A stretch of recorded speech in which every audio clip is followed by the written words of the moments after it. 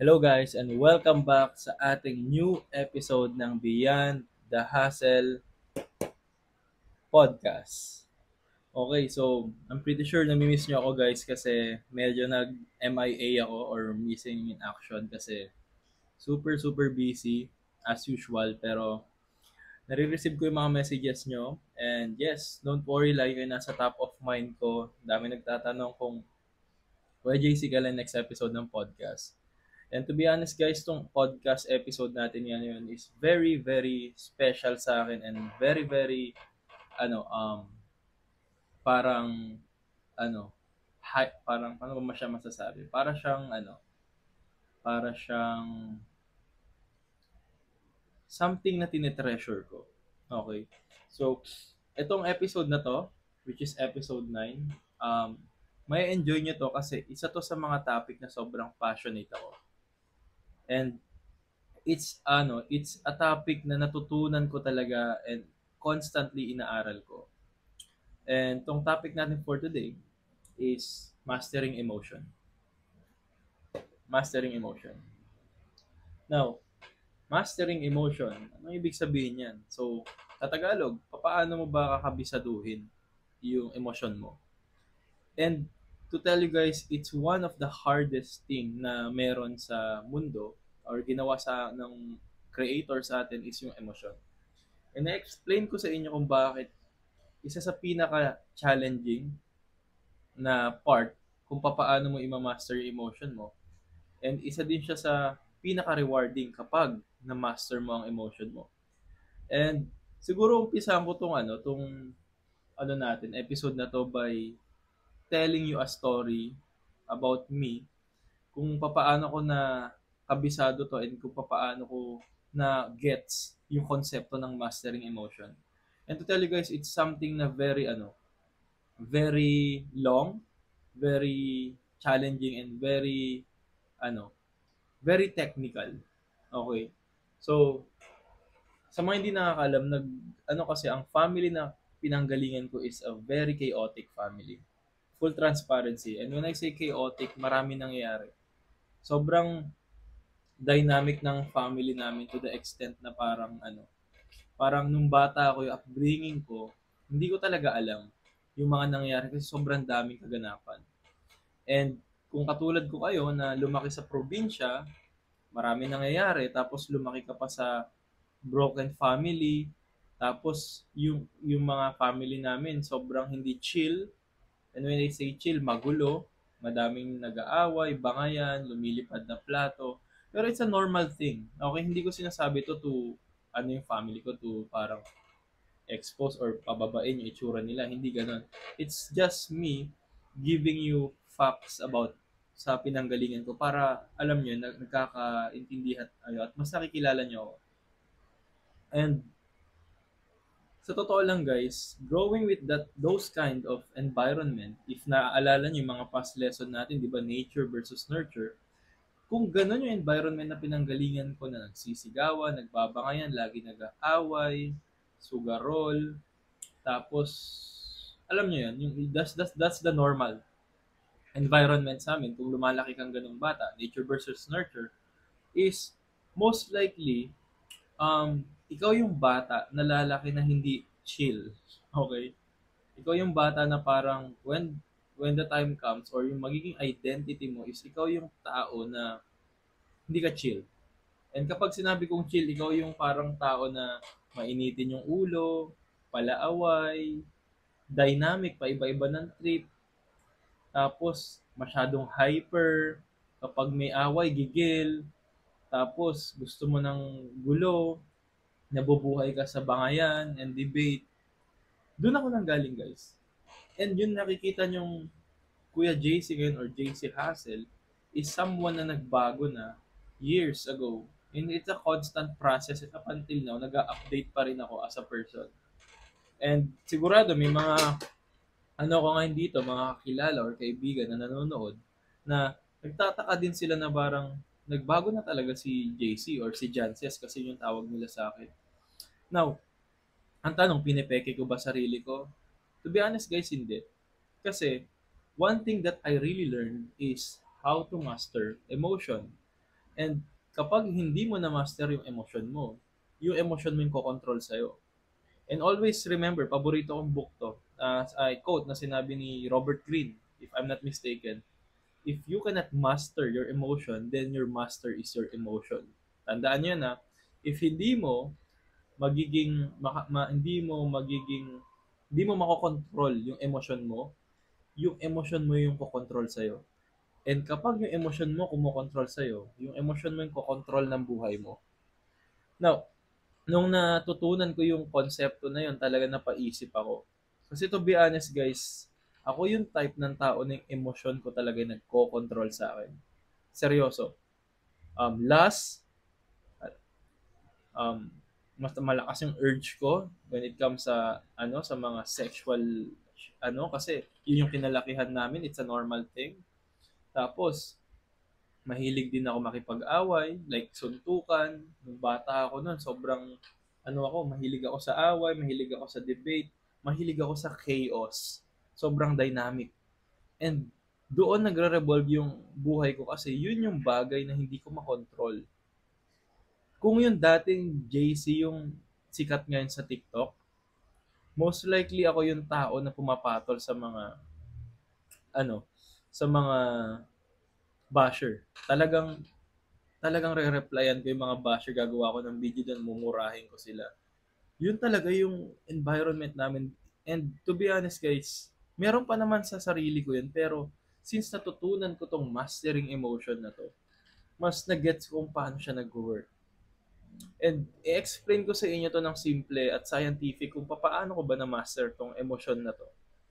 And siguro, ang next na magiging connecting natin dito is, since kilala nyo na ako kung saan ako nanggaling and bakit nyo kailangan makinig sa akin kasi ako yung someone na na-master ko emotion ko. Now, ano-ano ba yung mga key factors kung bakit kailangan mo mastering yung emotion mo or kung papaano? Now, na-define na natin mastering emotion. Next naman is when. Okay, kailan mo ba kailan mo kailangan masterin yung emotion mo? Alam nyo guys, ito yung sinasabi nilang maturity eh. Okay. Para sa akin, isang sign na mature ang isang tao is they really know how to handle their emotion. Kasi kung ikaw yung tao na hindi mo kayang i-handle yung emotion mo, then hindi ka pa matured. Seryoso yun. Kasi imagine mo, kung may mga tao kayo nami-meet na matatanda na, pero same thing pa rin ginagawa nila, same behavior, then, therefore, hindi sila matured. Kasi the only way para masabi mong matured yung isang tao is kaya nilang kontrolin emosyon nila. Eh kung ikaw yung tao na paulit-ulit pag niyaya ka sa inuman, G ka pa rin. Tapos matanda ka na, 55 ka na, wala ka pang trabaho. Wala ka pang gagawang maganda sa mundo, tapos batugan ka pa. Then for me, hindi ka pa matured. Kasi hindi mo na ma-master yung emotion mo. And always remember guys, yung emotion is the driver ng action mo. Napansin nyo ba yun na yung kung ano yung nararamdaman mo, ikaw yung taong ma-emosyon or emotional, yun ang nagdidikta ng action mo. At kung yun yung nagdidikta ng action mo, yun yung definite control ng buhay mo. So, again, pabalik-balik tayo sa concept na sinasabi ko. So, the big question is, kailan mo ba kailangan masterin emotion mo? Sa akin guys, the time when you are aware. The moment na napanood mo tong videos ko dito sa podcast, na nag-start ka, na panood mo yung awareness, that's the time na kailangan mo nang ma-master emotion mo. Kasi if hindi mo siya ma-master, then when? Diba? The sooner the better. Kung bata ka pa, swerte ka. Swerte mo napanood mo tong video na to kasi kung mapapanood mo pa to ng 35 ka, tapos hindi mo magigets tong mga konsepto na itatakal ko, sayang, di ba? So, sa mga bata na nanonood ngayon, this is the perfect time. Okay. Para sa akin, the moment na aware ka, doon mo mamasterin yung emotion mo. Now, nasagot natin yung what, ano ba yung mastering your emotion, ano ba yung next naman, kailan. Ngayon, saan? Saan mo ba mamasterin yung emotion mo? So, kapag mamasterin mo yung emotion mo, saan ba? Definitely, it's something kahit saan. Kahit saan mo siya pwedeng masterin. Pero mas mamamaster mo siya sa mga tough situation na kung saan kaya matcha-challenge yung emotion mo. And explain ko sa inyo sa mga after nitong where is yung how. And ito yung magiging focus natin ngayong ano, ngayong video. Now, how to master your emotion. So, nag-review ako ulit kasi gusto ko maging detail dito. Kasi kung talaga magto-throw lang ako ng random na na parang ideas dito na alam ko, most likely minimum 4 hours. And ayoko mapunta kayo sa ganung sitwasyon. So yung objective ko dito is kanina nagre-review ako, inaral ko ulit, binalikan ko ulit ano yung pinaka-frameworks, ano yung pinaka-importante sa lahat. So kunyari nagbasa ako maraming libro, nanood ulit ako ng nag-research ako ulit para ma-refresh. Dito lang talaga magfo-fall guys sa apat na to yung how ng mastering your emotion. So una is the tug of war ng utak. Okay, explain ko sa inyo na nagtatag of war yung utak natin. Ayan o, naghihilahan yung utak natin. Second naman is yung chemical loop na tinatawag. Papalalimin natin yan na maniniwala ba kayo sa microscopic level ng utak natin? Yung chemical, like chemical lang ang nagpapaandar sa utak natin. And it's something fascinating na natutunan ko. And explain ko sa inyo mamaya yan. Next naman is regulation. Okay, paano mo may re-regulate ng tama yung emosyon mo? Okay. Next naman is feedback loop. Now, narinig nyo na to, pero i-connect natin siya dito sa mastering emotion. Sa past podcast episode natin, in-explain ko sa inyo yung feedback loop. Dito, mas explain ko ng mas malupit at saka mas connected sa action part or execution part nito. Now, punta muna tayo sa first, which is tug of war ng utak. Now, babalikan ko yung story ko kanina. So, yung pinanggalingan ko is hindi chill na family. Kapag hindi chill na family, ibig sabihin magulo, dynamic. Kami yung pamilya maingay. Yun yung pinanggalingan ko. Kaya ganun akong tao na lumaki. And up until now, part of me ganun pa rin. Pero since na-master ko na yung emotion ko, mas nag-iiba yung aking pag-iisip at pananaw. Now, paano ba yung nagpa-function? Ano ba yung meron? Bakit meron kang tinatawag na tug of war ng utak o JC? Ano yung relevance niyan sa emosyon? Ganito kasi yan, guys. Kapag ida-dissect natin yung utak natin, may dalawang part na nagre-regulate or parang responsable sa emosyon ng tao. Yung una is amygdala. Okay? Kapag sinabing amygdala, ito, yan yung reptilian part ng brain. Yung amygdala is more widely used sa survival. Fear and emotions. Okay? Survival instinct, emotion. Yung amygdala, keyword amygdala, siya ang responsable sa emosyon. So lahat ng emosyon natin na nararamdaman, si amygdala ang responsable dyan. Lagi niyang tatandaan yan. Now, yung pangalawa namang parte na nagko-control ng emosyon natin sa utak natin, kung bubuksan mo yung utak mo, is yung prefrontal cortex. Ano naman yan? Prefrontal cortex. Yung prefrontal cortex naman is used for logic and reasoning.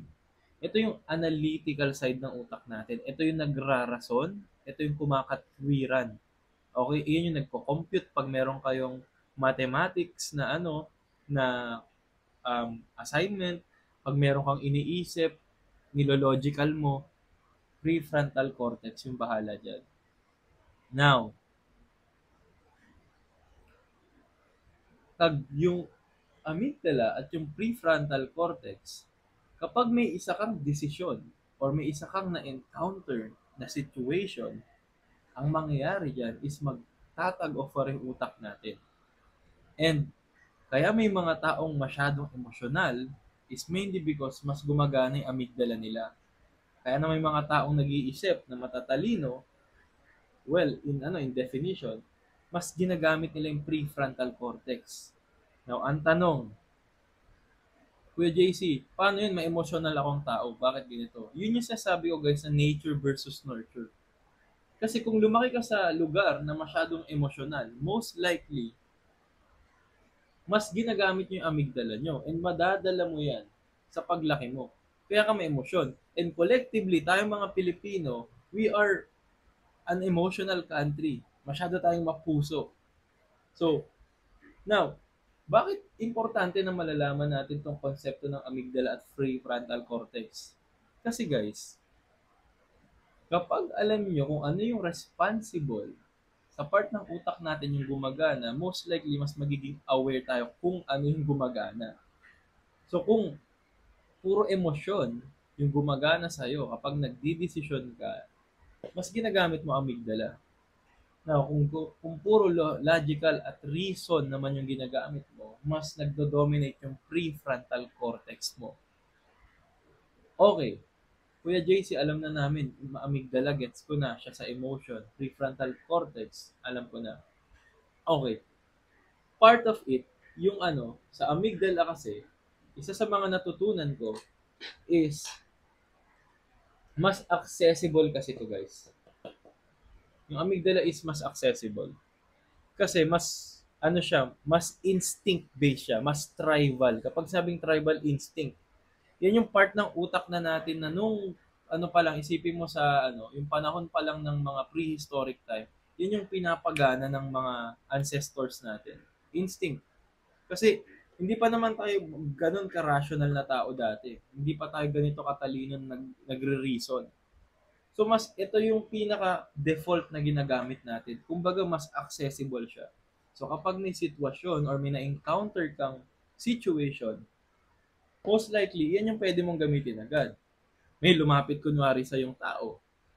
Nagulat ka, tumakbo ka. Amygdala yung nagpapagana doon. Fight or flight, reptilian, anything na related sa emotion at survival, amygdala ang nagpapagana dyan. Now, prefrontal cortex naman, hindi siya masyadong accessible kasi ginagamit to kapag nag-analyze ka or gumagamit ka ng katalinuhan or kailangan mo paganain yung utak mo. Yun yung pinaka-layman's term. Kung gusto mo paganain yung utak mo at mag-isip, prefrontal cortex yung gagamitin mo. So, ang tanong, bakit hindi siya masyadong accessible kay JC? Kasi, mas gumagamit siya ng energy. Gumagamit siya ng energy. Try nyo isipin. Try nyo mag-isip. Try nyo mag-exam ng 10 hours straight. Di ba nakaka-burnout? Bakit? Mas ginagamit natin yung prefrontal cortex. Okay? So kung amygdala is more of nag-work sa intuition na tinatawag or mas intuition, ibig sabihin, mas emotionally driven ka, ito naman, mas ginagamit natin for analytical purposes. Mas nag-a-analyze ka. Okay? Now, okay, alam na namin pala, yun pala yung amygdala, Kuya JC, ayun pala yung prefrontal cortex. Ngayon, alam nyo na kapag emotional kang tao, mas gumagana to. Now, papalalimin natin. Okay, ganyan, gets nyo na. Ito pala yung nagtatag of war. Kapag may desisyon, naglalaban sila, Kuya JC. Okay? Maging logical ba ako? Maging emotional ako? Maging logical ako? Maging emotional ako? Now, kung ano yung default mo sa lahat ng decisions mo, most likely, mas gumagana to. May mga taong overthinker, mas nagdo-dominate yung prefrontal cortex nila. Ganun lang kasimple guys. Wag nyo. Ngayon, kung sa dalawa, yung naglalak sa inyo, kailangan yung practicein yun. Kung ikaw yung taong masyadong robotic, masyado kang nag-iisip, practicein mo gamitin yung amygdala mo. Pero kung ikaw naman yung taong masyado ka namang masyado kang emotional, hindi ka nag-iisip, I highly suggest mag-isip-isip ka. So, papracticein nyo yun. I-explain ko sa inyo mamaya kung paano papracticein ng tama yun. Now, another thing na na-realize ko nung nagre-research ako dati tapos natutunan ko sa real life practice, lahat ng bagay na emotionally natin pinag-decidean, sa akin bullshit. Seryoso. Lahat ng bagay na hindi ko pinag-isipan walang kwenta. And lahat ng bagay na pinag-isipan ko nagkaroon ng kwenta. Now, going back sa kinikwento ko kanina, galing ako sa family na hindi chill. So kapag nagde-decide kami, emotionally, hindi siya chill. Now, kung lumaki ako sa family na chill, nag-iisip, most likely, mas okay. But, doesn't matter. Nandito naman na ako sa part na chill ako kasi na-practice ko tong, again, na-master ko emotion ko. Pero if babalikan natin yung oras, siguro mas maganda magiging decisions ko sa life. Mas pinag-iisipan ko. So, yun natutunan ko, guys. So, sa mga nanonood dito, pahinga kayo saglit, pause nyo to, tapos mag-reflect kayo, guys, kung ano-ano so far nagigets nyo sa lesson. Ano-ano yung mga key takeaways nyo so far dito sa first topic natin. So, pwede nyo i-comment yan. Now, ngayon alam nyo na pala to na dapat pala hindi laging emosyon dapat pinag-iisipan natin. Ngayon ang tanong, ano ba yung pinaka-driver nun on a microscopic level? Okay. Since I'm a science geek, explain ko sa inyo. Okay, palalimin natin to. So isipin niyo sasakay tayo sa submarine ngayon at lalalim pa tayo and halongkatin natin yung mga konsepto ng science na related sa amygdala, prefrontal cortex at tug of war. Okay. So, okay na tayo dito. Now, alam niyo guys, isa sa paborito kong podcast na pwede nyo panoorin is basically trading psychology. Nung nag-start ako mag-trading, forex trading, meron ako napanood na ano, na video na sinasabi niya na it doesn't matter kung ano man yung technical sa trading or kung magaling ka magbasa ng chart. Ang pinaka-importante is how you regulate your emotion. And that is the psychology part. As someone na science geek, isa sa pinaka nagkaroon talaga ako ng interest sa trading nung nag-start ako, hindi yung pagbasa ng chart, pagbasa ng market, mas naging excited ako kung paano nagre-react yung mga trader kapag may trade. Sorry na ko dun. Sobrang dun ako na-fascinate kung paano mag-react yung mga nagte-trade or yung mga trader pag nagte-trade sila. Mas naiengganyo ko dun kasi sila yung nagpapasok sa trade. Paano pag natatalo, ano kaya nangyayari sa kanila? Nagwawala ba sila? Nababaliw ba sila? Nag-freak out sila? Nagre-revenge trade ba sila na tinatawag? Sa mga hindi nakakalam, revenge trade is kapag natalo ka, tataya ka ulit, tapos matatalo ka, tapos para mapanalo mo yung dalawang mong talo, tataya ka ulit, kaso matatalo ka na naman. So, magiging cycle, revenge trade tawag doon. So, in the end, di ka na nanalo.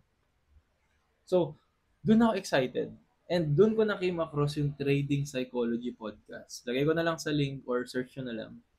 Now, isa sa pinaka, episode doon sa Trading Psychology podcast, inexplain ni Ryan at saka ni Rob yung utak natin on a microscopic level. Alam nyo guys, isipin nyo, kung marunong kayo sa motor o sa sasakyan, kung pag tinignan yung utak, hiniwa nyo, yung kalungkutan, kasiyahan, at mga iba pang bagay is nanggagaling lang siya sa chemicals. Okay? Ganun lang kasimple guys. Chemicals ang nagko-control sa buhay natin.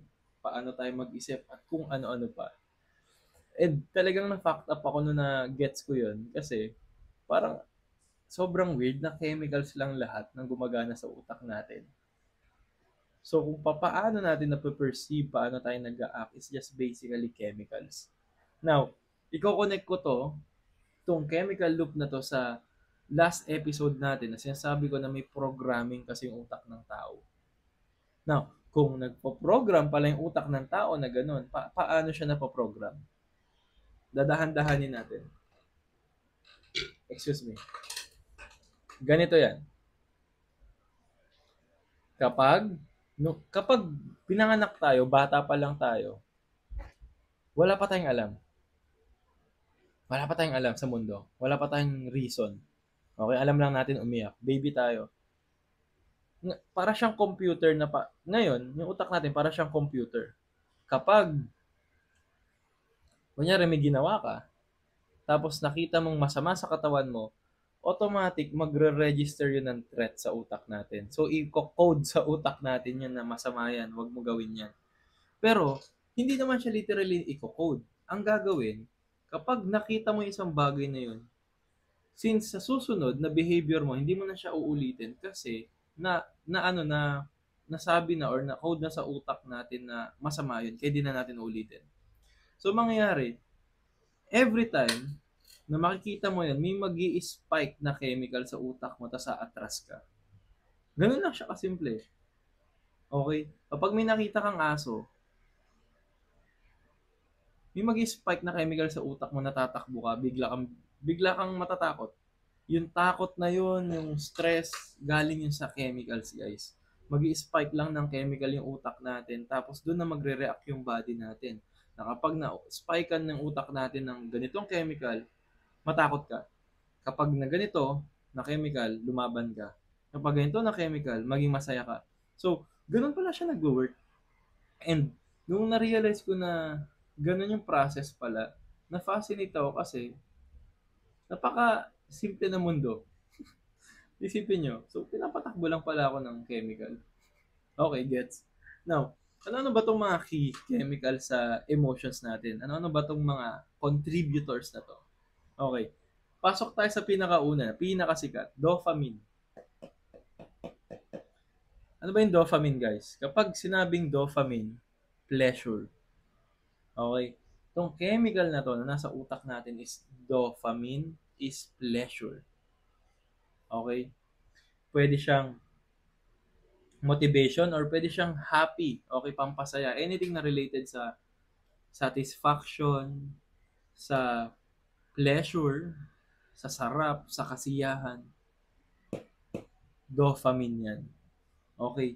Now, ano ba yung dopamine? Kapag may bagay ka na ginagawa tapos nare-rewardan ka, kinocode sa utak mo na tama yan. So, kapag may ginawa, kunyari nag-aaral ka na mabuti, bibigyan ka ng pera ni mama mo pag nag-aaral ka mabuti. So, i-code ngayon ng utak mo yun. Chuchuchuchuk. Tapos, lalagyan niya ngayon, mag-i-spray siya ng dopamine sa utak mo. So, ngayon, since na-code na sa utak mo na kapag gagawin mo to, mag-aaral ka mabuti, mare-rewardan ka, mag-i-spike yung dopamine mo. Ngayon, ang mangyayari, ma-addict ka, uulitin mo yung behavior na yun, mag-spike ulit. Kaya nakaka-addict maging masaya, nakaka-addict yung dopamine. Now, papalalimin natin. Ang problema kasi guys, kapag hindi nyo na ma-regulate ng tama yung dopamine nyo, most likely nasusunog yan. And isa sa pinaka-delikado na part is kapag hindi nyo napapractice yung proper way of using dopamine. Maniniwala ba kayo na ang dopamine levels natin is limitado? Limitado lang guys. Hindi siya unlimited. Limitado yung levels natin. Kapag na-reach mo na yung pinaka-limit agad na yon, yung bubong ng pinaka or yung ano mo, kisame ng dopamine level mo, wala na. And try nyo isipin, paano kung wala ng dopamine na nagpapasaya sa'yo? Eh kung yung nagsasatisfy, yung nagpe-pleasure sa'yo, ano na yung mangyayari sa life mo? Doon nagkakaroon ng depression.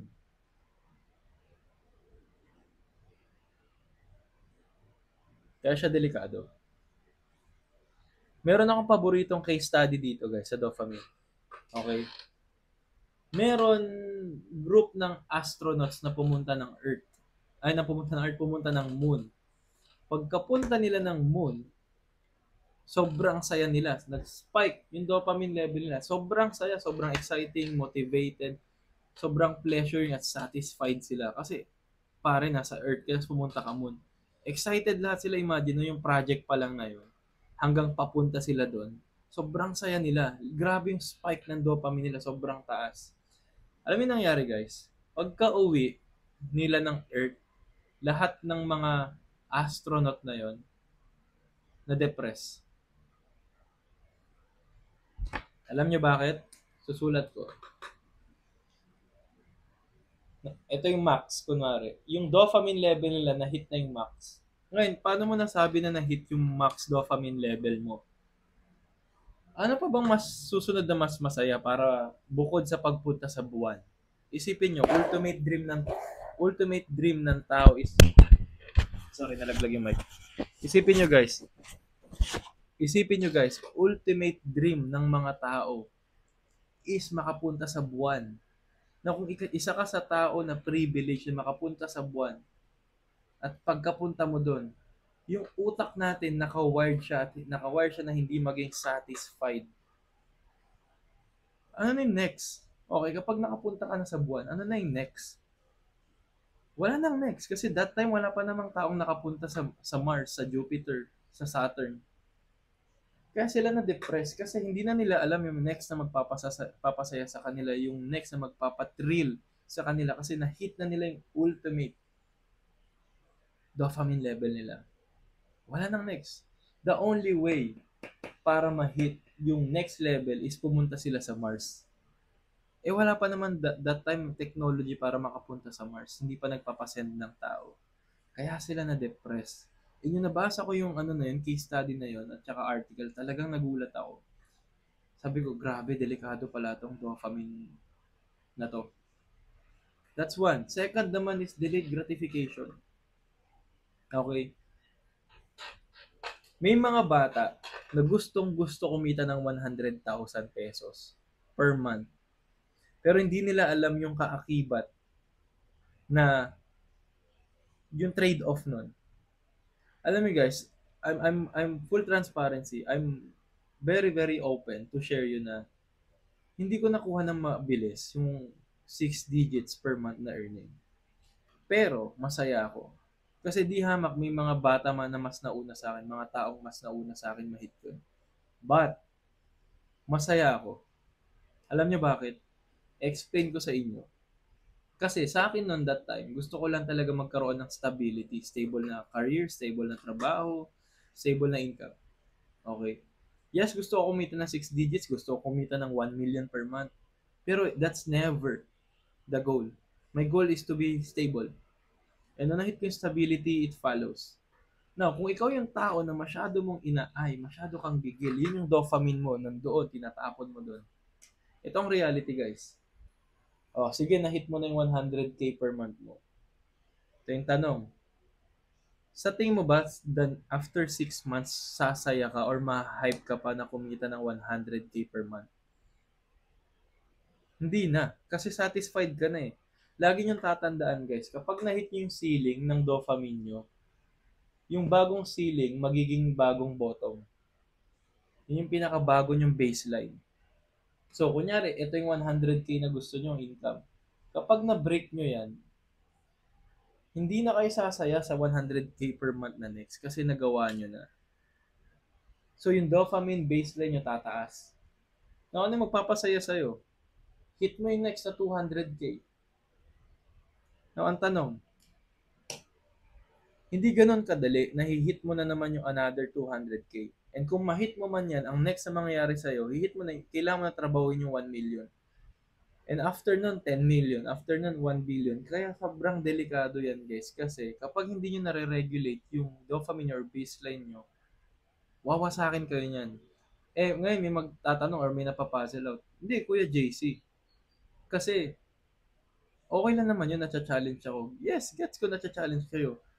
Ang mahirap dyan is, hahabulin nyo at hahabulin hanggat hindi na kayo mafulfill. Magiging hungry kayo masyado. Magiging greedy kayo masyado. Yun ang delikado. Kasi sa totoo lang guys, earning 6 digits per month, sa totoo lang honest lang, possible. Earning 1 million per month, possible. Earning 5 to 10 million per month, possible. Earning 100 million, possible. Earning a billion is possible. Pero kailangan mo ng vehicle tsaka time. Ang tanong, finding the right vehicle, kapag sabi kong vehicle, finding the right strategy para ma-hit mo yun, needs a lot of research, experience, practice, at saka time. Eh kung ikaw masyado ka nagmamadali para ma-hit tong 100K, oh, good luck kasi yung next hanapin mo yung 1 million. Pero it will take time. Kaya i-destroy yan kasi kapag once nabasag mo agad yung baseline mo na mabilis, tapos hindi ka ready, madedepress ka para yung nangyari sa astronaut kanina na kinikwento ko. Baka hindi pa pala kaya ng vehicle mo ngayon or strategy mo sa life yung next level. Tapos gusto mo agad to. Kaya kaya ako sinasabi ko na practicein natin yung delayed gratification kasi napaka-importante nun guys. Kapag alam niyo i-practice yung delayed gratification, most likely, mas mariregulate nyo ng tama yung dopamine baseline nyo. Kaya maraming tao ngayon, ang puro na lang, ito yung sabi na dopamine burning, sinusunog yung dopamine nyo. Kasi gusto nyo lahat ng bagay instant. The more na gusto niyo yung bagay na mabilis, the more na masusunog yung dopamine niyo. Kasi kailangan niyo gamitin yung dopamine as a reward. Kasi reward siya eh. As a reward para paghirapan yung isang process. Kapag kinukuha niyo agad ng instant isang bagay, tatama rin kayo. And dito na papasok yung cortisol. Okay? So kung dopamine, kasiyahan, reward, ano naman yung cortisol, Kuya JC? Cortisol, guys, stress, fear, anxiety, fight or flight. Ito yung sinasabi ko sa amygdala. Cortisol. Ito yung reason kung may high cortisol ka, most likely stress kang tao. Kaya sasabi, yung dopamine at cortisol nagbabalance yan. Kung masyadong mataas yung dopamine mo, bababain ng cortisol yan eventually. And kung masyadong, sabi ko sa inyo, kung masyadong mabilis, na hit mo yan, boom, babagsak. Yun, cortisol naman yun. Yun yung naging problema sa astronaut sa story. Now, Kuya JC, ano naman, so kung opposite pala ng dopamine is cortisol, ano naman tong serotonin tsaka oxytocin? Okay, yung serotonin guys is just basically nagre-regulate sa inyo ng confidence, long-term stability at tsaka mood regulation. Ito dapat yung ina-aim natin. Kasi kung gusto yung maging stable, kung gusto yung maging long-term thinker, serotonin dapat pinapagana natin. Ito yung sa gumagana, sinasabi ko sa prefrontal cortex. Kapag long-term thinker ka, analytical kang tao, most likely nag-iisip ka. At kapag nag-iisip ka, you make better decision. At ito yung pinaka-importante dyan. Now, when you say oxytocin naman, ito ang in charge sa trust. Tiwala ka. Ito yung sa connection, ito yung sa empathy. Oxytocin. Ito yung nire-release kapag nakikipagyakapan ka sa bebe mo or kaya naman nakikipag-usap ka sa nanay mo tapos thankful ka.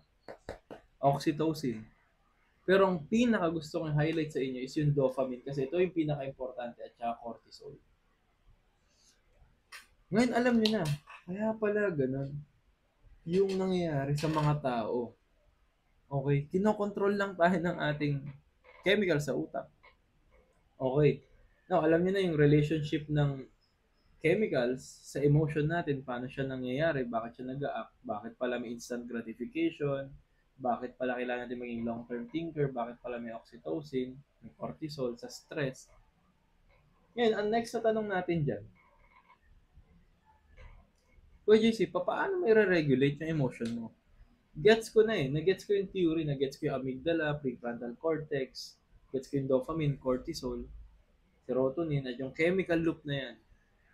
Ang tanong, paano mo ma-regulate yan? And this is yung how. This is yung execution, guys. Paano ba? Always remember, isa sa natutunan ko, na ang mastering your emotion is basically a skill that needs to be trained. Okay, para siyang basketball, hindi ka gagaling mag-shoot kung hindi mo pa-practicein.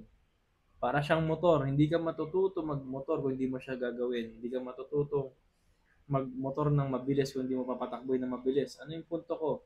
It's a skill. And a skill takes time, trial and error, magkakamali ka, tapos eventually matututo ka. Ganon din dito. Kaya ako na master yung emotion ko is just basically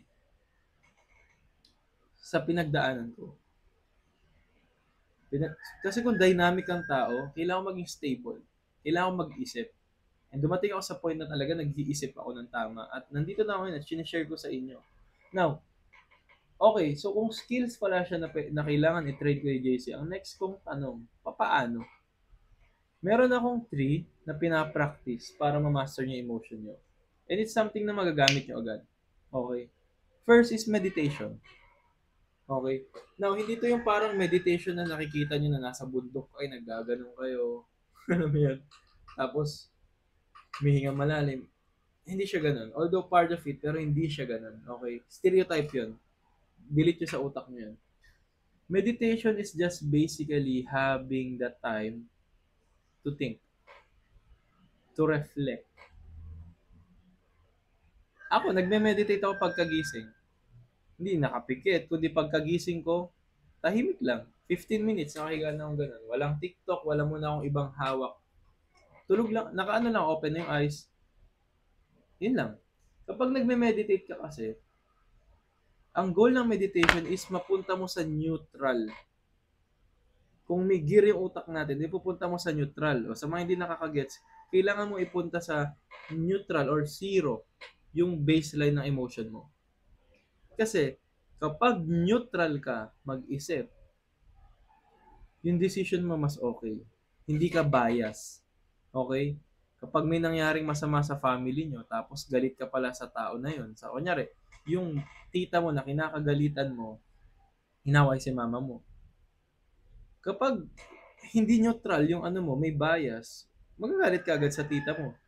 Pero kung nagpa-practice ka mag-meditate tapos na-practice mo maging neutral yung sarili mo, instead na magalit ka sa tita mo, mas iintindi mo muna yung nangyari. Okay, bago ka mag-act. And it's something na kailangan yung practicein. And nakuha ko yan through meditation. Okay. Paano ba mag-meditate ko, JC? One way of meditation, guys, is just to really not think. I know mahirap siya isipin, pero umupo lang kayo sa isang lugar, wala kayong kausap, mag-isa nyo, magtulala lang kayo. Hingang malalim at mag-relax. Wala kang ibang iisipin. It's just emptiness. That's meditation. Pwede kayo, hindi siya sa place or whatsoever, pero kung kaya nyo makapunta sa lugar na tahimik, then that's better. Pero kung wala kang mahanap, basta tahimik lang, walang music it's just you, mag-meditate ka lang, huminga malalim and just meditation. Now, another thing na mapapractice nyo para ma-regulate yung emotion nyo is know how to breathe properly. Huminga. Kapag nagagalit ka, isa pa, pinractice ko yun, guys. Since beast mode yung family namin, even me, beast mode akong tao, ang ginagawa ko pag nababad trip ako, hinga malalim. Then, empty yung utak mo, meditate. Okay. Relax. Kunyari, may nangyayaring masama, hingang malalim, relax. Hingang malalim, relax. Wala kayong ibang iisipin, gawin nyo neutral yung utak nyo. That's meditation. Pag gagana mo, tas nag-relax ka na, okay, mas makakagawa ka na ng tamang decision kasi hindi na amygdala yung gumagana, kundi prefrontal cortex.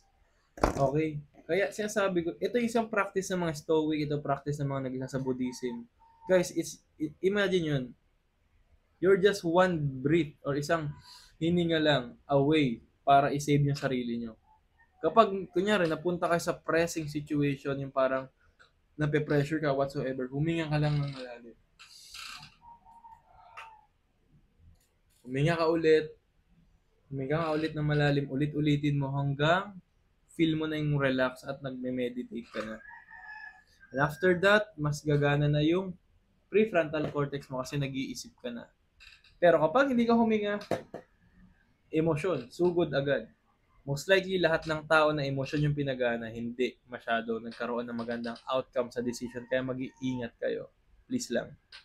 Now, alam nyo na. Next, na isa pang practice is journaling. Alam nyo guys, maniwala ka sa hindi. Ayoko kasi nagsusulat. Mainly because pangit yung sulat ko. Kasi sobrang bilis ko mag-isip. Ang pangit ng sulat ko, hindi ko masulat lahat. Ewan ko. Pero yun talaga yung paano ako. So, nangako ako na part ng pagre-regulate na emotion ko is journaling. And ito siya. Journaling video. Ang pinaka-journal ko is video.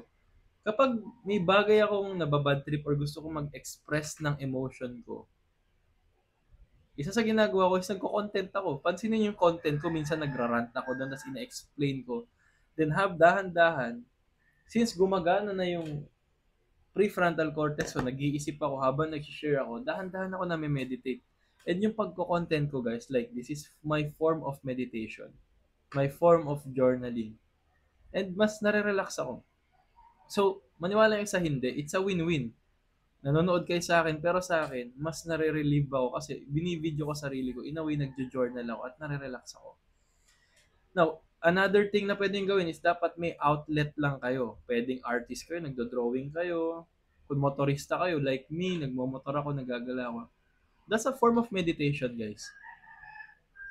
Bottom line, anything na mas magiging neutral yung utak nyo is meditation. Kung songwriter ka, magsulat ka. Kung artist ka, mag-drawing ka. Kung motorista ka, like me, magmotor ka, chillax lang. Ang goal mo pag nagme-meditate ka, dapat wala ka masyadong iniisip. Kunyari, kung into fitness ka, bodybuilder ka, or gym rat ka, pagpunta sa gym is meditation. Bakit? Wala ka iba iniisip kundi ikaw at saka yung buhat mo. In a way, in that way, mas nagiging neutral yung pag-iisip natin. At kapag yung neutral pag-iisip natin, gumagana yung prefrontal cortex, gumagana yung serotonin, mas nag-iisip tayo ng tama. Now, since gets yun na yung practical ways kung paano i-regulate yung emotion, guys, sasabihin ko sa inyo, skill siya. Okay? Hindi porket naturo ko na ngayon, etong practice na to, i-effect siya agad mamaya. Hindi. It's a continuous practice and up until na pinapractice ko to. Taon. Minsan dekada para ma-practice to. And another thing guys, part to ng sa awareness na kapag kunyari may bumato or may dumura sa mukha mo, yung malalim. Tapos, think, relax, tapos yun. Isipin mo na maging logical ka na. Ganun lang siya. Okay? Kaya kailangan yung practice dito. Every time na may ma-encounter kayo situation, tandaan nyo itong sinasabi ko para ma-regulate emotion nyo. Now, kapag full na emotion nyo, kailangan nyo ng outlet. Okay? Pwede kayo maghanap ng taong kausap or whatsoever. Mag-meditate kayo. I-release nyo lahat yan. And kung kaya nyo i-release pa ng mas solid, pwede nyo din gawin is parang kunwari, punta kayo sa rage room. May mga ganun dito sa Metro Manila. Meron yung parang nasa loob kayo ng nag-express lang kayo, sumisigaw kayo. Kailangan nyo i-release yun kasi kailangan nyo din in a way, i-out yung mga nararamdaman nyo. Pero for me, meditation yung nag-work. So, I hope mag-work din sa inyo, hopefully. Ngayon, alam nyo na. Okay, it takes time, skills para mag-regulate yung emotion. Now, last part ng topic natin is feedback loop. Now, ano ba tong feedback loop, JC? Ang feedback loop na ginagamit ko na framework dito sa Mastering Emotion is just basically thoughts, isip, emotion, behavior, identity. Ganito lang siya kasimple. Okay. Kapag may naisip ka na ideya, kunwari, sabi mo, okay, pupunta ako sa gym. May thought. Okay. Now, ang next na mangyari dyan, emotion, ano kaya yung papaganain dito sa dalawa? Since magtatag of war yan. Kapag amygdala ay nagpagana, so magi-spike yan ng cortisol. Okay, so emotion, naging emotional ka. Sabi mo, tinatamad ka. Nag-spike cortisol, tatamarin ka. Kapag tinamad ka, ang mangyayari, hindi ka gagalaw. So yun na yung behavior mo, hindi ka na mag-gym. Na mangyayari, yung identity mo is yung proof na tamad ka. Tamad ka mag-gym. So yun, nanggaling na siya sa emotion, na thought, na parang mag-gym ako. Pero since yung sa emotion na pinagana mo is hindi ka nag-gym, tinamad ka, yung magiging execution mo or yung behavior mo is hindi ka pupunta sa gym. Now, yung next na mangyayari dun is magiging ikaw yung tao na yun kasi may proof may pruweba Hindi ka nag-gym, so hindi ka mahilig mag-gym, so walang mangyayari sa'yo. In short, tamad ka mag-gym. So, ito yung nangyayari guys, nag-feedback loop yan. Gamitin nyo to ng tama, okay? Manonood ako ng podcast ni Kuya JC. Na-excite ka. Kasi matututo ka. Serotonin. Long term. Okay? Ready ka. Nag-isip ka ng tama. Kung ano-ano yung mga papakinggan mo mabuti sa akin. Nag-take notes ka. Ano na yun? Yun yung naging behavior mo. So, nasa behavior ka of learning. Next is magkakaroon ka ng proof kasi may napakita ka, may nagawa ka at nag-take action ka. Yun yung identity mo. Ikaw na ngayon yung taong mahilig sa self-development at willing matuto.